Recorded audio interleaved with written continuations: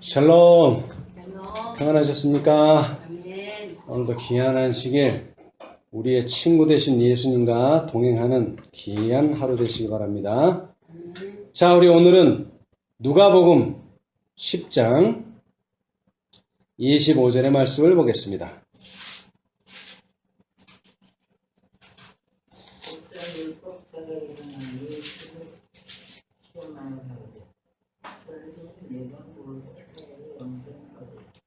여러분, 우리가 신앙하는 이유 중에 하나가 내가 무엇을 하여야 영생을 얻으리까? 이 질문에 대한 답을 얻기 위한 것입니다. 근데 이 질문을 누가 했습니까? 율법사. 율법사. 율법사가 뭐 하는 사람입니까? 쉬운 말로 하자면은 성경을 연구하는 학자입니다. 다시 말하면은 어느 말씀이 어디에 있고 무슨 말씀의 의미는 무엇이며 이것을 잘 아는 사람입니까? 모르는 사람입니까? 잘 아는 사람입니다. 그 사람이 잘 아는지 못 아는지 어떻게 할까요, 제가? 율법사라고 성경이 나오고. 질문을 하고 또 답을 누가 해요? 본인이 해요, 본인이.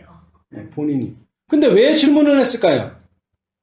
예수님이니까 선생님이 다른 분이 와서 시험하여 가로되. 이 의도 자체는 아주 나쁜 것입니다. 예수님을 뭐 하려고? 시험하려고. 시험하려고 질문을 했어요. 왜? 왜 질문했을까요? 예수님께서는 무엇을 항상 무시했어요? 인간의 유전, 전과 인간의 철학, 인간의 가르침을 무시했어요. 그런데 그 대부분을 다 누가 가지고 있어요? 유대인들이 가지고 있어요. 사실은 유대인들이 뭐를 제일 잘한다고 하면서도 성경을 제일 잘 안다고 하면서도 성경을 이용하고 성경을 인용하지 않고 자신들의 가르침과 유전을 더 중요하게 여기는 사람들이에요. 그래서 사실 이 답은 어디서 나와야 합니까? 이 질문에 대한 답은 당연히 성경에서 나와야 되겠죠. 자, 그래서 예수님께서 답하시기를 예수께서 이르시되 율법에 어디에? 어디에? 성경에 율법에 무엇이라 기록되었으며 내가 어떻게 읽느냐? 오늘 우리가 성경에서 얻고자 하는 답들 넷째 천사의 기별이 성경에 있느냐? 그것도 답할 수 있어요. 뭐든지 답할 수 있어요. 만약 답을 하지 못한다면 소망의 이유를 묻는 자들에게 우리가 답을 못한다면 뭐예요? 그것은 우리의 소망이 잘못된 겁니다. 분명히 말하지만. 근데 문제는 뭐예요? 문제는 어떻게 기록되었으며까지는 다 해요. 어떻게 기록되었으며. 근데 이것으로 끝나는 게 아니라는 것인 게 이게 문제입니다. 이 읽은 것을, 이 기록된 것을 중요한 것은 내가 어떻게 읽느냐. 이게 하나 더 있다는 거예요.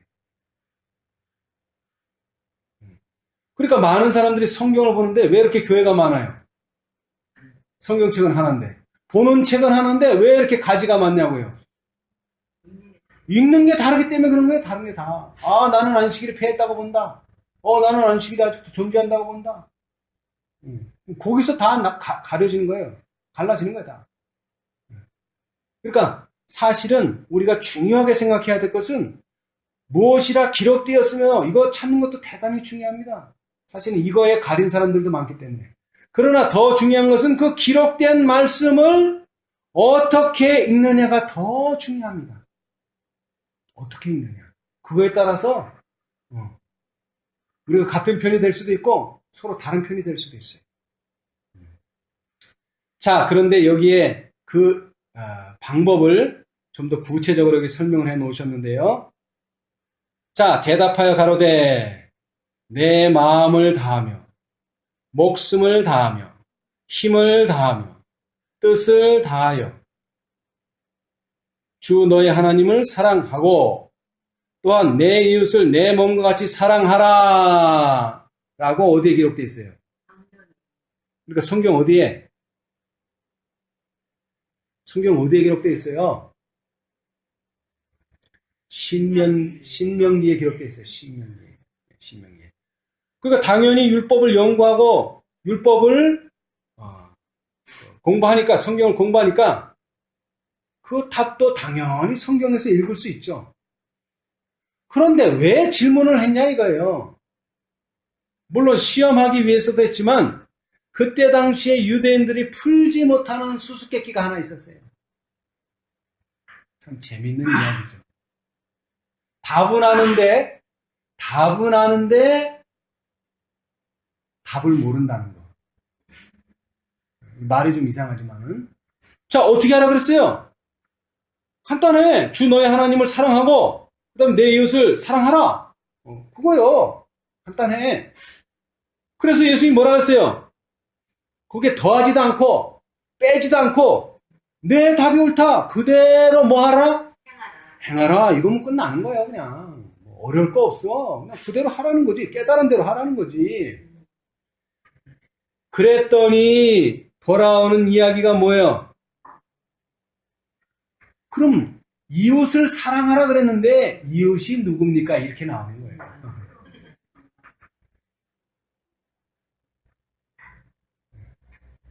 이거 어려운 문제입니까? 여러분 저 길 가던 애한테 물어보세요. 누가 너 이웃이냐 그러면. 응? 뭐라 그래요? 누가 너 이웃이냐 그러면. 누구라는 거 알아요. 그죠? 누구라는 거 알아요. 이웃들이. 뭐 옆집에 사는 사람이라 그럴 수도 있고 하여튼 뭐 모르는 답은 아니에요. 그건 다 아는 답이요. 그런데 왜 이 똑똑한 율법사가 내 이웃이 누구니까 라고 질문을 했을까요?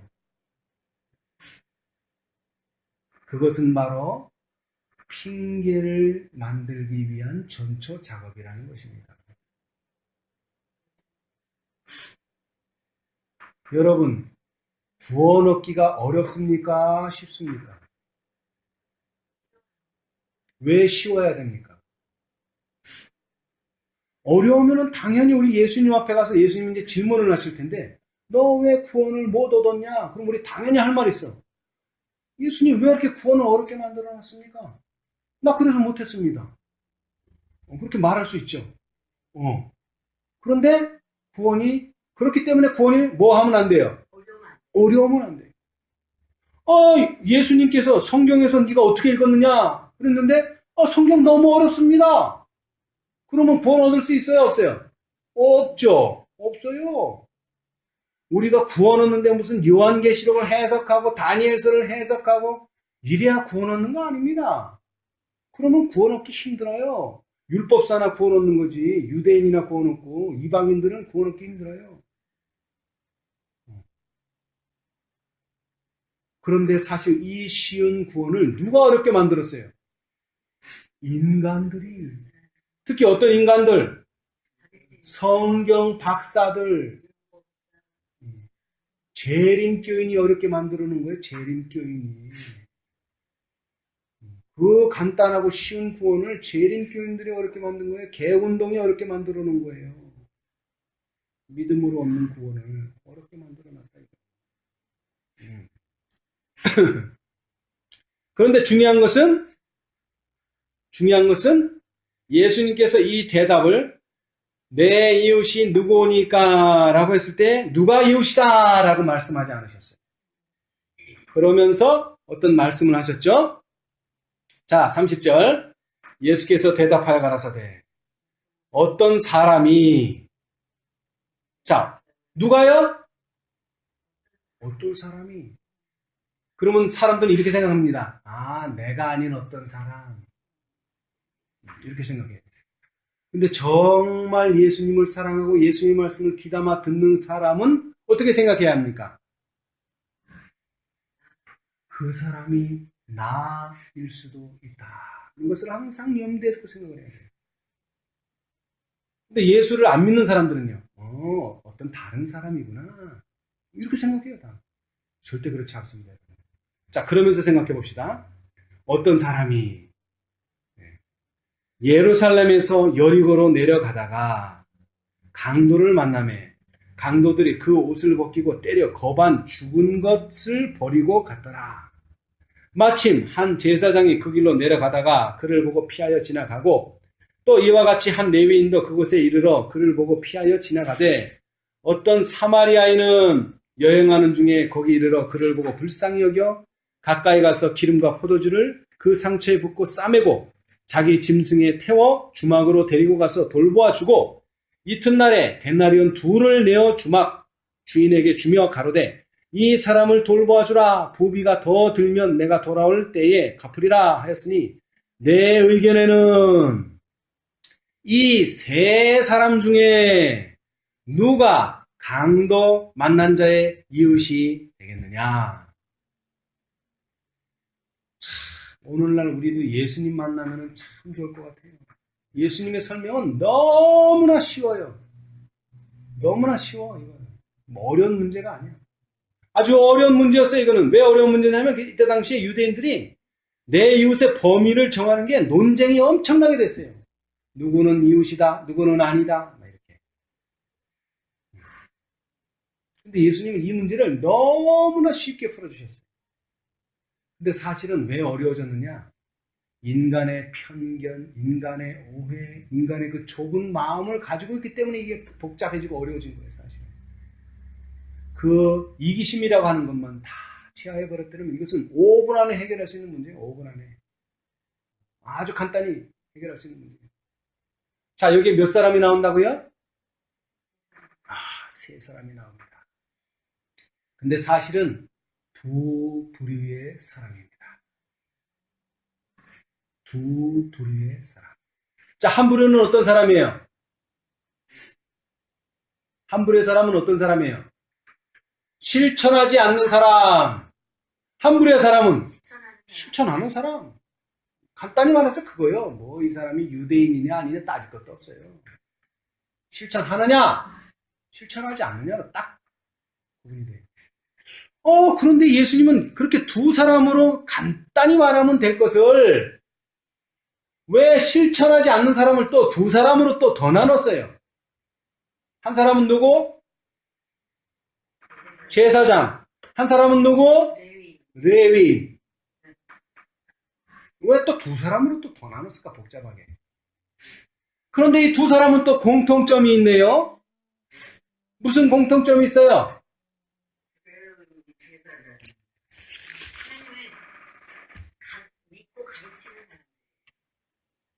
자, 우리 이제서부터는 선지자의 글을 보겠습니다.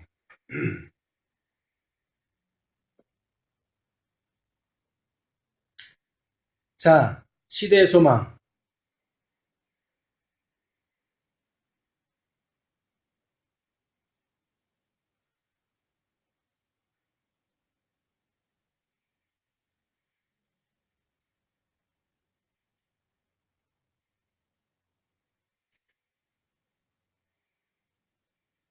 시대의 소망.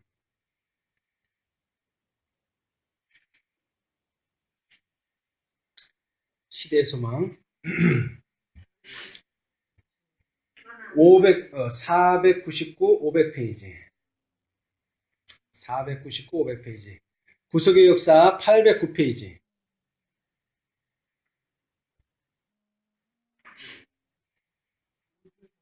네. 이 두 사람은 모두 뭐?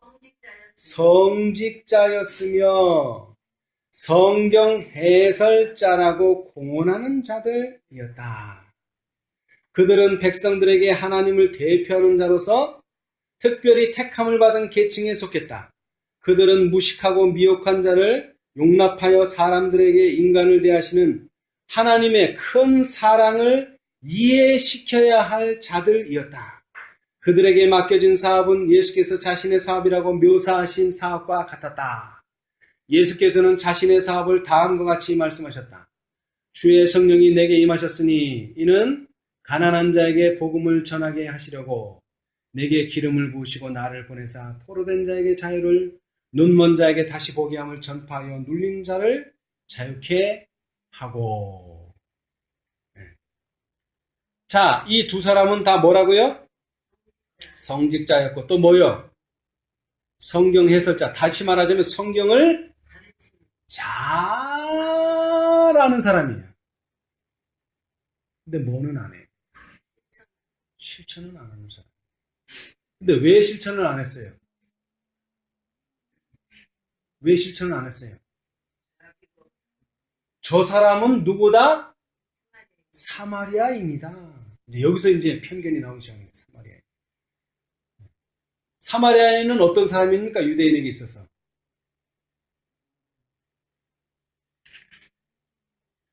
원수입니다. 원수. 이 역사는 상당히 오래 내려가는데 이스라엘 백성이 뭐하는 일에 있어서 성전을 건축하고 회복하는 일에서 말로는 뭐 하겠다고 했는데 돕겠다고 했는데 실상은 해방하기 위해서 돕겠다고 했을 때 이스라엘이 그 속마음을 간파하고 그 도움을 거절했을 때 그때서부터 원수가 된 거예요. 이제. 그때서부터 원수가 됐어요.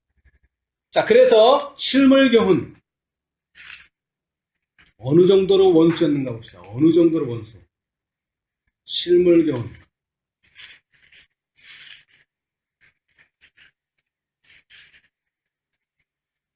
내 이웃이 누구오니까 27장 실물교훈 27장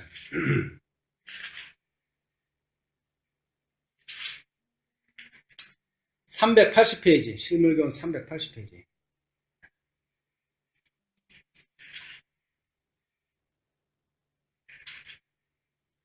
구속역사 1160페이지 왼쪽 단 유대인과 사마리아인 사이에는 커다란 차이점이 있었는데 그것은 종교적인 차이로 참된 예배가 무엇이냐 하는 문제였다. 바리새인들은 사마리아인에 대해 좋게 말하지 않고 오히려 그들에게 지독한 저주를 퍼부었다.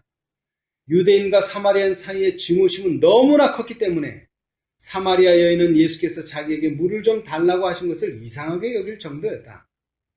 그 사마리아 여자가 당신은 유대인으로서 어찌하여 사마리아 여자 나에게 물을 달라 하나이까?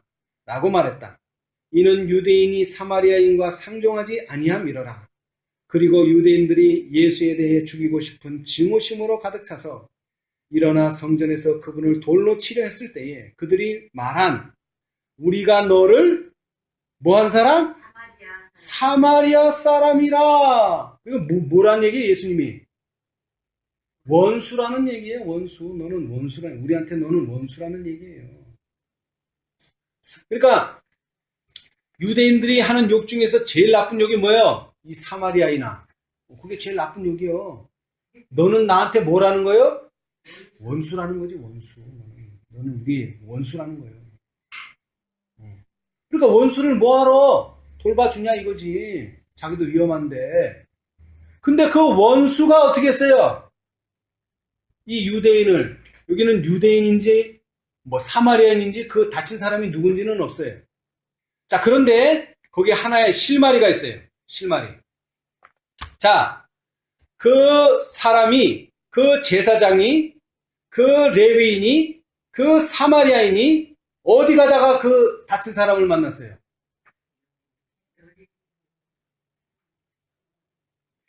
어디 가다가? 어디서?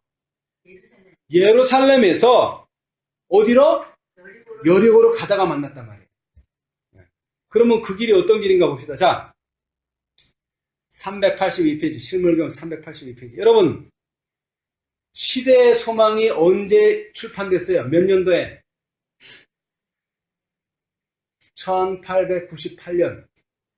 그리고 나서 2년 후에 1900년에 바로 이 실물교훈이 출판됐어요. 다시 말하자면 아까 시대의 소망에 읽었죠? 이 시대의 소망의 설명보다 더 자세한 설명이 어디 나온다고요? 실물교훈에 나와요. 실물교훈. 똑같은 말씀이에요. 똑같은 말씀. 선한 사마리아인에 대한 똑같은 말씀인데 실물교훈이 더 자세해요.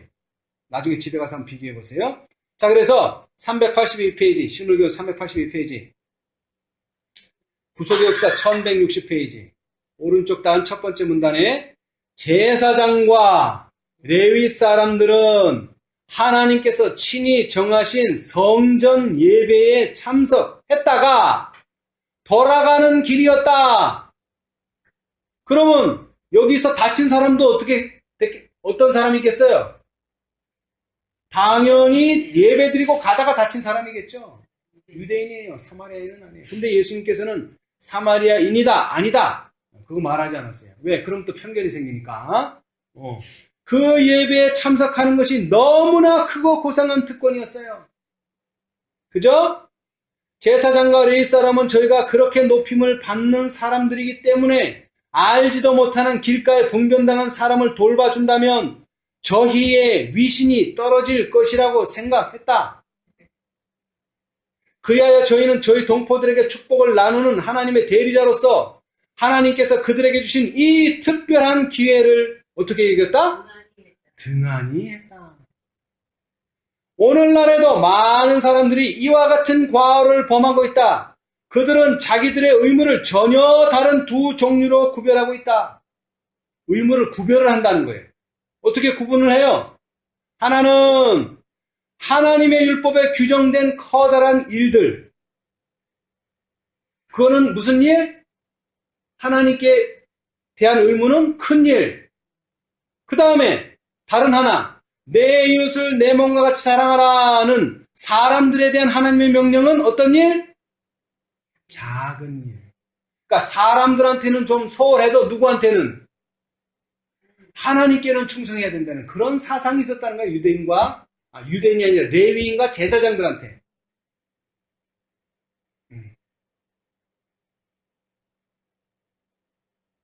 이러한 범위에 속하는 일들은 사람의 변덕스러움에 맡겨져서 충동과 기분의 지배를 받게 된다. 그리하여 품성은 훼손되고 그리스도 교훈은 오해를 받게 된다.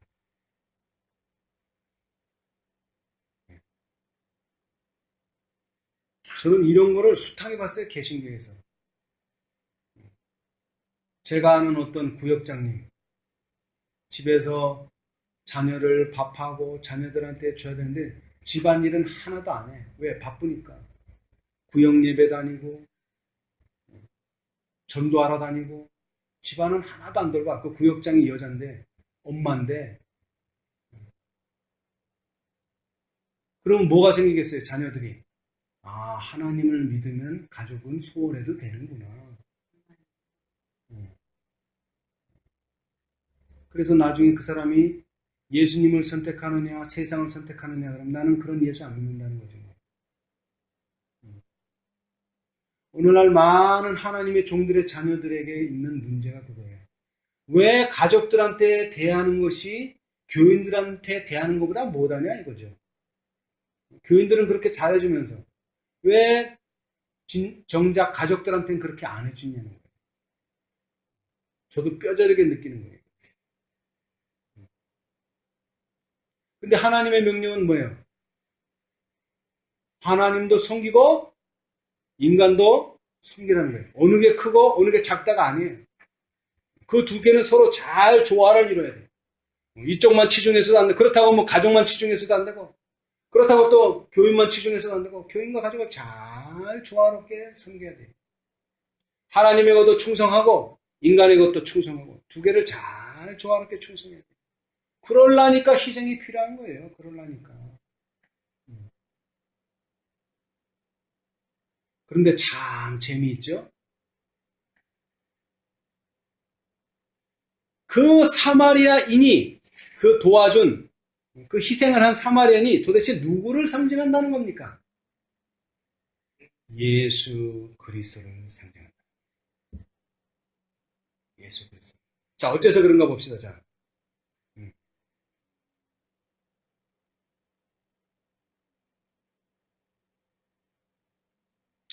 자, 우리 실물교훈 381페이지. 구속역사 1160페이지 중간에 보면 그 사마리아 사람은 내 이웃을 내 몸과 같이 사랑하라는 계명을 이행함으로써 자기를 업신여기는 사람들보다 더 의롭다는 것을 드러내 보였다. 사마리아 사람은 자기의 생명이 위험에 처했음에도 불구하고 상처 입은 사람을 자기 형제처럼 대했다. 이 사마리아 사람은 누구를? 그리스도를 대표한다.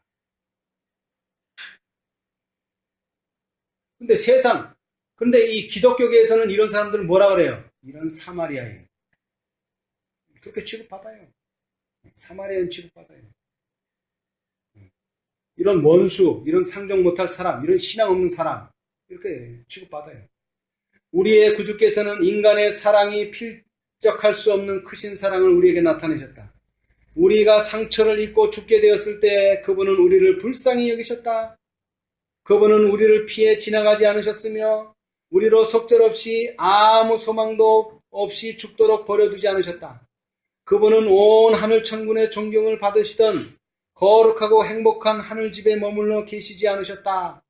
그분은 우리의 상처를 보시고 우리를 고치시려고 인류의 상징을 당신 자신의 일처럼 돌아보셨다. 그분은 당신의 원수를 구원하시려고 죽으셨다. 그분은 당신을 죽인 자들을 위하여 기도하셨고 그분은 당신의 모본을 가르치시며 제자들에게 내가 이것을 너희에게 명하면 너희로 서로 사랑하게 하려 함이로다. 내가 너희를 사랑한 것 같이 너희도 서로 사랑하라고 말씀하셨다.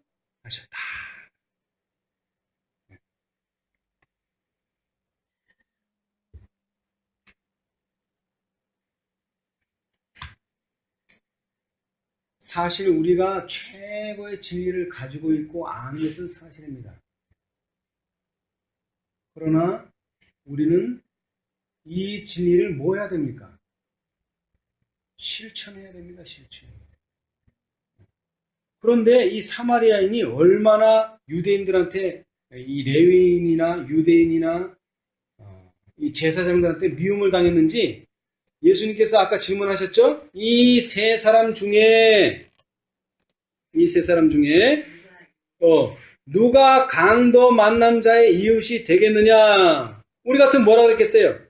그 사마리아인입니다. 이렇게 했을 텐데 사마리아라는 말을 하고 싶지가 않은 거야. 그 정도로 아주 미워해. 그 정도로 아주 사마리아라는 말을 입에 담기도 싫어할 정도로 아주 원수야. 그래서 가로되 자비를 베푼 자 니이다. 그러나 그렇게 말한 본인은 어떤 사람이에요? 그리스도인이 아니라는 겁니다.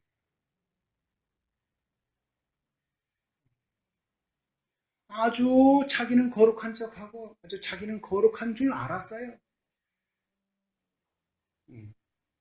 심지어는 뭐 더러운 말을 입에 담지도 않아. 욕을 하지도 않아. 거룩한 말만 하고 아주 좋은 옷만 입고 그 다음에 아주 다른 사람이 칭찬할 만한 일들을 해. 그러나 실제로 하나님께서 무엇을 요구하실 때 율법에 대한 순종, 다시 말하면 사랑을 요구하실 때 그 사랑을 실천하지 않는 사람들은 다 뭐라고요? 다 여기에 나온 선을 베풀지 않은 자가 된다. 오히려 사마리아인이라고 말하지 않음으로써 더 확실한 말을 했어요. 선을 베푸는 자가 그리스도인이라는 거예요. 선을 베풀지 않는 자는 그리스도인이 아니에요.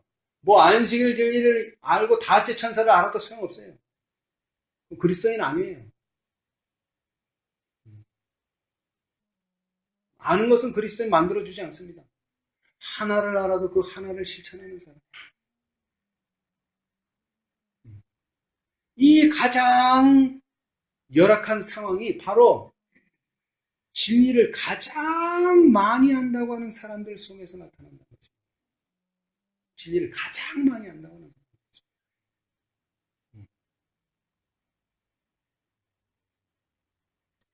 그런데 이것이 우리는 그래도 진리는 알고 있지만 실천을 못하고 있다고 자신을 돌아볼 기회로 삼으면 참 좋은데 자신들은 돌아보지 않고 자꾸 남만 보는 거예요. 남만. 여러분 두 예배자 아시죠? 두 예배자. 예수님께서 또 비유를 드셨어요. 바리새인과 세리가 기도를 해. 근데 세리는 그 입 밖에 다른 사람은 한마디도 안 나와. 제가 죄인이고 제가 어떻고 저가 어떻고 저가 어떻고 저가 어떻고 그러는데 바리새인은 뭐예요? 나란 말은 없고 뭐예요 다? 저 사람보다 내가 낫고 내가 저 사람과 같지 않음을 감사합니다. 자꾸 다른 사람 보는 거 다른 사람 지적하고. 그게 바리새인이요. 뭐 바리새인이랑 뭐 대단한 거 없어. 자기는 하나도 안 보여. 그러니까 거울이 없는 거예요, 그 사람은. 자꾸 남만 보이지. 우리도 마찬가지예요. 우리도 거울 없으면 계속 남만 보이지, 당연히. 근데 거울을 딱 앞에 갖다 놓으면 누구만 보여? 당연히 자기만 보이지, 뭐. 거울이 있는 사람과 거울이 없는 사람의 차이예요. 거울은 뭐라 그랬습니까? 율법이요, 율법. 말씀을 나에게 비춰야지 자꾸 다른 사람한테 비춰. 거울은, 율법은 나한테 비추라고 있는 거지 다른 사람 비추라고 있는 게 아니에요. 내가 변화되고 내가 선한 사마리아인이 돼야지만 내가 비로소 누구를 전할 수 있는 거예요? 예수 그리스도를 전할 수가 있는 거예요. 예수 그리스도의 뭐를 보여줄 수 있는 거예요? 품성을 보여줄 수 있는 거예요. 품성을. 우리는 다 진설병 상 위에 올라가 있는 떡이 돼야 되는 거예요. 그리고 뭐요? 등대에서 비쳐나오는 빛이 돼야 되는 거예요. 네. 자, 다시 말하면은 율법을 순종한다는 게 무엇이냐? 안식일 지키고 뭐 하고 뭐 이런 게 아니에요. 사랑을 나타내지 못한다면, 순종이 나타나지 못한다면 그것은 율법을 원칙을 말살하는 거예요. 말살하는 거. 자, 우리 이것이 상당히 중요합니다. 자, 우리 시대소망으로 다시 넘어가세요.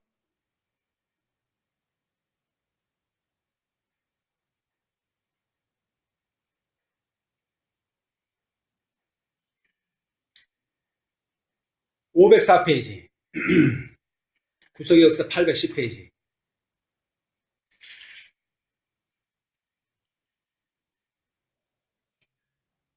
이 교훈은 밑에서 첫 번째 오른쪽 단에 이 교훈이 뭐냐면은 저 안에 거한다 하는 자는 그의 행하시는 대로 자기도 행할지니라. 요한일서 2장 6절. 이 교훈은 예수께서 그 말씀을 하신 당시 못지않게 오늘날 더욱 필요하다. 말세에 더욱 필요하다는 거예요. 이기심과 냉정한 형식주의는 사랑의 불길을 거의 꺼버렸으며 무슨 향기? 품성을 향기롭게 할 은혜를 쫓아버렸다. 그분의 이름을 공언하는 사람들 중에 그리스도인은 그리스도를 대표해야 한다는 사실을 잊어버리고 있는 사람들이 많다. 가정에서, 이웃 사이에서, 교회에서, 그리고 우리가 어디에 있든지 남의 유익을 위하여 실제적으로 자아를 희생하지 않는 한 우리가 무엇을 공언하든지 간에 우리는 그리스도인이 아니다. 이 그리스도인이 아니라는 말이 뜻이 뭐예요? 우리가 예수님을 딱 만났는데 나는 너를 도무지 알지 못한다예요. 뭐 다른 거 아니에요. 난 너를 모른다는 거예요.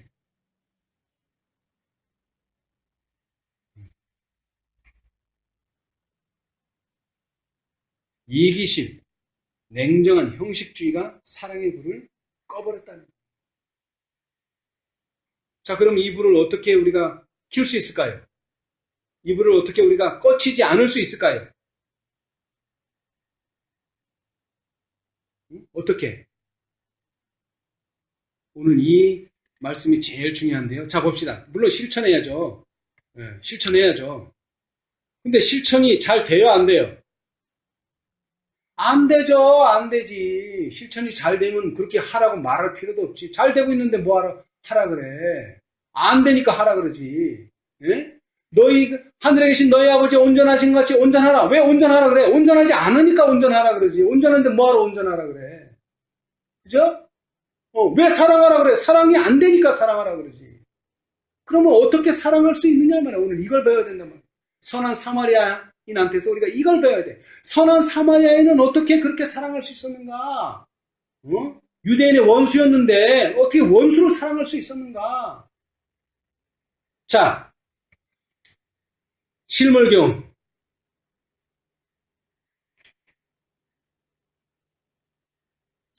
1161페이지. 이것이 오늘 우리가 사랑을 실천할 수 있는 방법입니다.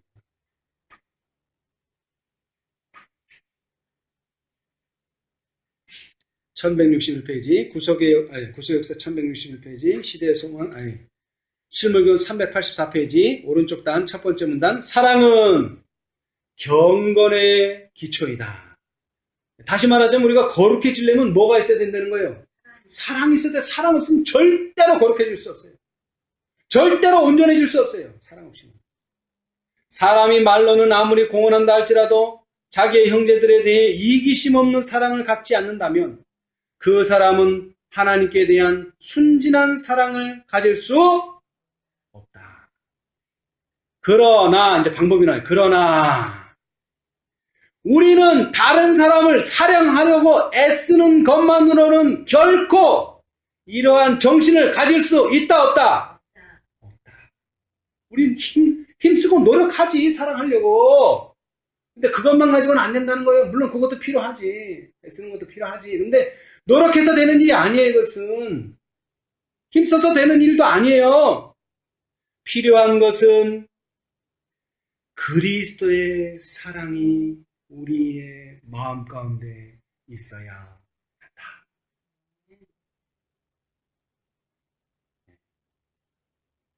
이러면 사랑할 수 있습니다. 자, 그럼 이제 우리 어떻게 기도해야 돼요? 저 형제를 좀 사랑하게 해주십시오. 이렇게 기도하지 말고 어떻게 기도해야 돼요? 그리스도의 사랑을 좀 풍성히 달라고. 그리스도의 사랑을 더 깊이 깨닫게 해달라고. 그러면 어떻게 된다는 거예요? 형제를 사랑할 수 있게 된다는 거예요. 지금 왜 우리가 그럼 형제를 못 사랑하는 거예요? 이 그리스도의 사랑에 그만큼 젖어들지 못했다는 거예요. 한마디로 얘기해서. 자, 이제 좀 더 읽어봅시다. 자가 그리스도께 뭐 될 때? 몰입될 때! 몰입이라는 게 뭐예요? 우리 눈에 뭐만 보여야 돼요? 그리스도만 보여야 돼요. 그리스도만 보여야 돼요.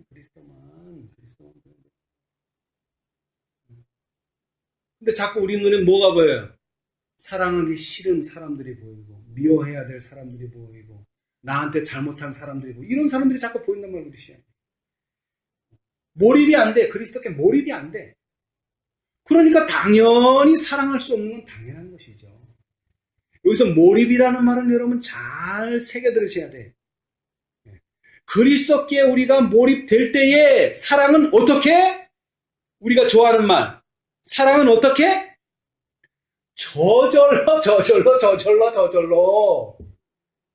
저절로 생겨난다. 저절로. 이 저절로가 안 되는 거야, 지금 우리는 저절로가. 왜? 그리스도께 몰입이 안 되고 있기 때문에. 그리스도께 몰입. 그럼 그리스도께 왜 몰입이 안 될까요? 자, 예수님의 제자들이 왜 그리스도께 몰입했어요? 왜 몰입이 됐어요? 밥 먹을 때도 예수님 생각. 길을 걸어갈 때도 예수님 생각. 잠잘 때도 예수님 생각. 성경책 볼 때도 예수님 생각. 예수님 생각이 떠난 적이 없어. 그러니까 당연히 몰입이 되지. 근데 우리는 뭐 하다가도 또 뭐 다른 생각. 뭐 하다가도 뭐 또 다른 생각. 예배 드리다가도 무슨 내가 가스를 끄고 왔나 안 끄고 왔나 뭐 이런 생각. 자꾸 다른 염려와 생각들로 계획들로 자꾸 생각이 분산되는 거야 자꾸. 1시간 아니 1시간도 아니야. 5분 10분만이라도 이 그리스도께 몰입을 해야 돼요. 기도하는 시간만큼, 성경을 보는 시간만큼, 말씀을 명상하는 시간만큼. 오죽하면은 화이선지자께서 뭐라 그랬어요? 십자가장에서 하루에 얼마씩? 24시간 중에 얼마씩? 1시간씩. 뭐를 명상하라? 예수님에 대해서 명상하라. 그럼 뭐가 생긴다는 거야? 마음에 사랑이 생겨서 저절로 내가 형제를 사랑해야지 이래서 사랑하는 게 아니고 저절로 사랑하게 된다는 거예요. 이게 진짜 사랑이에요. 이게 진짜 사랑. 자, 그 다음 봅시다. 그리스도인의 품성의 완성은 다른 사람을 돕고자 하는 생각이 마음 속에서 계속해서, 이거 바꿉시다. 끊임없이 일어날 때, 곧 하늘의 햇빛이 마음에 충만하고 얼굴에 나타날 때에 이루어진다.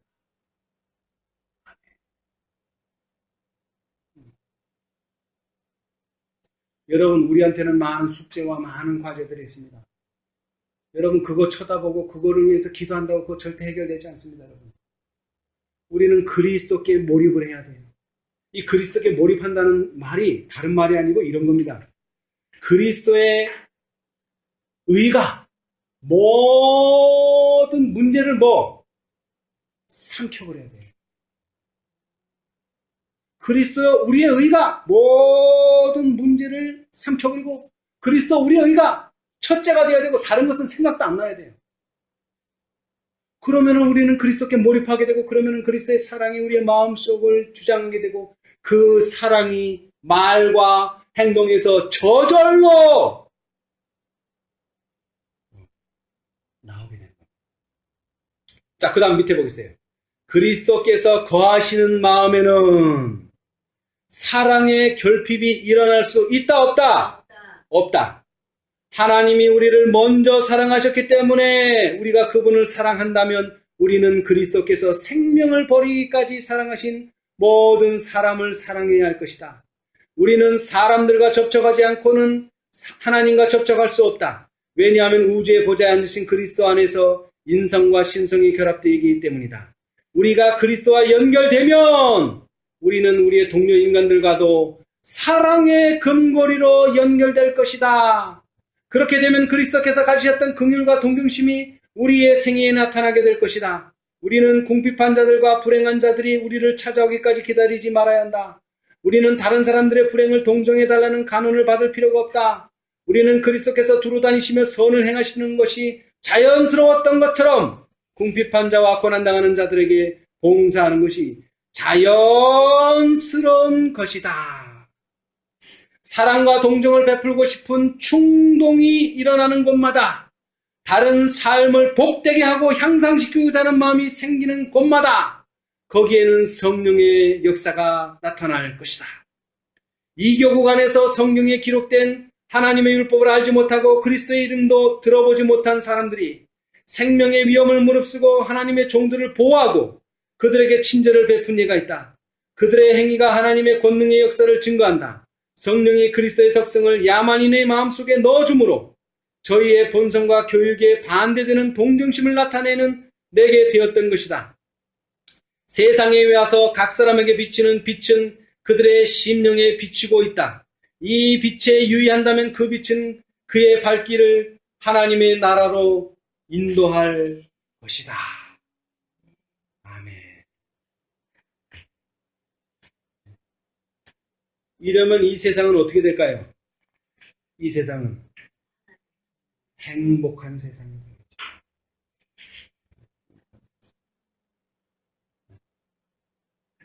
그런데 우리 사회는 아직도 뭐가 있어요?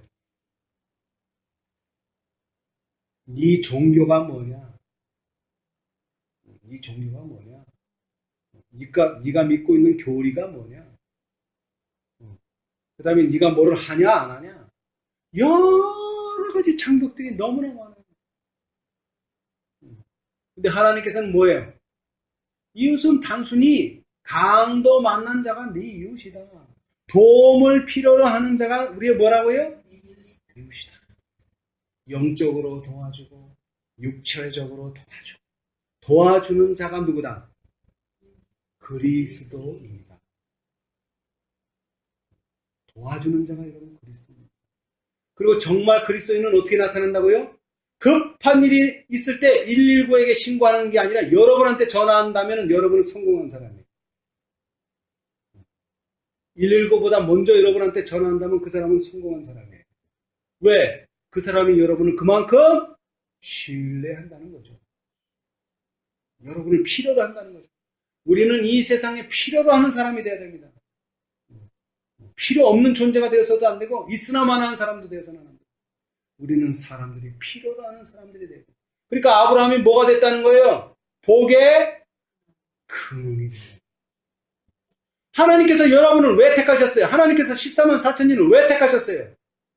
복의 근원이 되라는 거예요. 셈이, 여러분 주위에 셈이 되라는 거예요. 셈이 되면 사람들이 뭐하러 옵니까? 사마리안처럼 물 길러 옵니다. 물 길러 와요. 오라고 말할 필요 없어요. 여러분이 셈을 제공하면 그 사람들은 물 길러 옵니다.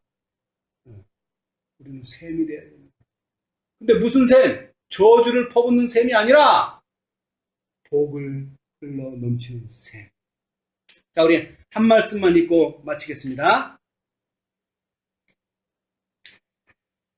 시대의 소망 498페이지, 구속의 역사 809페이지, 왼쪽 단 첫 번째 문단.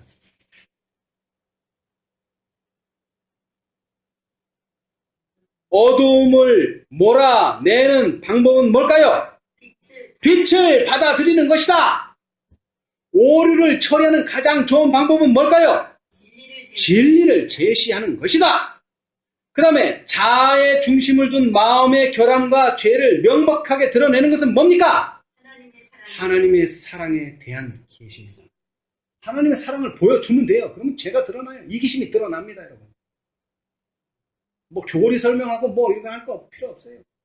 하나님의 사랑은 정말 허심탄회한 하나님의 사랑을 드러내면 됩니다. 그리고 어둠을 쫓아내려면요, 빛을 받아들이면 돼요. 그 다음에 오류를 처리하려면 진리를 제시하면 돼요. 그러면 끝나는 것입니다.